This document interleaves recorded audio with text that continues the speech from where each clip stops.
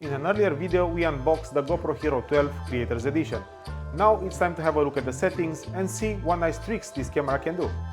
First things first, we need to power on the camera. Since we already have a Volta included in the package, why not use it to start it up? The Volta connects to the Gopro Hero 12 only by using Bluetooth. In order to start the camera, we have two options. We can press the button on the side, or why not, we can hold and press the button on the Volta. Let's play with the Volta a little bit and then we'll go to the camera settings. There are not a lot of options that you can do from the Volta, but by pressing on the mode button you can change the camera mode. So, photo, time-lapse or video mode. You can check the battery status, disconnect, start recording. Now the GoPro is recording, or stop. The camera is processing. And that's it, we just made a video using the Volta. Except being a battery pack and a stand,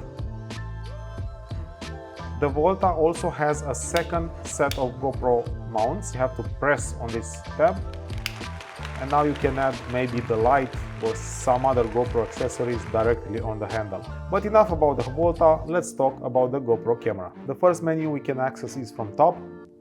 Here we can find voice activation, sounds, rotation lock, and of course we can set up max lens if you have it installed, Volta that is paired already, and preferences for auto upload, wireless connections, general settings, beep volume, quick capture, presets and auto power off.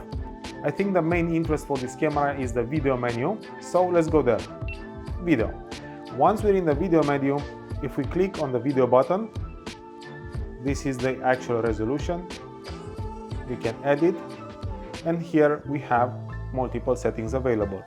We can film in standard profile that allows us to pick 16:9, 9:16, 4:3 or 8:7 aspect.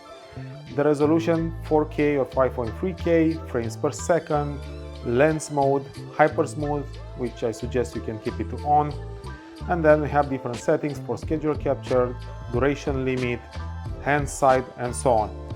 More importantly, in the Pro Tune settings, you can manually define the shutter speed that can be adjusted by moving this bar. By default, it's on auto, but we have multiple options available. Okay, white balance. Again, we can go from 23,000K up to 65,000K. I'm gonna leave it in the middle for native, on auto. Sharpness, right now it's set to medium. We can move it to low or high. Let's go back to medium. I'm gonna show you why in a moment. If you have media mode connected, you can choose here what microphone should be used. You can use the front and back, or camera mic. Right now, let's say I'm in the standard menu. I'm gonna move it to 4:3. I don't really care what I'm choosing here, frame 120 frames per second, right? So if I move to HDR, we have a new set of settings, but when I move back, it remembers the last settings that I picked without hitting save. So make sure you remember that, because you can have a surprise if you do not save your own preset. On HDR, we have the option to film 16:9 or 8:7. If we choose 8:7, only 4K resolution is available in 24 or 30 frames per second. Lens wide, hyper smooth on. On the Pro Tune, some effects are disabled. We cannot control the shutter, it's grayed out. We cannot control the ISO and so on. This is all controlled by the HDR engine. In the standard version 16:9, we have all resolutions available.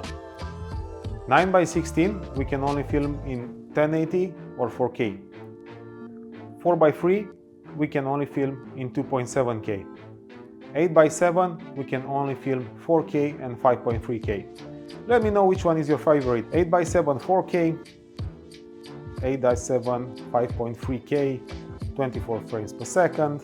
I'm trying to see if I can actually film once for both standard YouTube and Shorts. It's a big question if we should use 5.3K or maybe 4K resolution will be enough. It's an interesting test. I'm gonna do it and let everyone know how this works.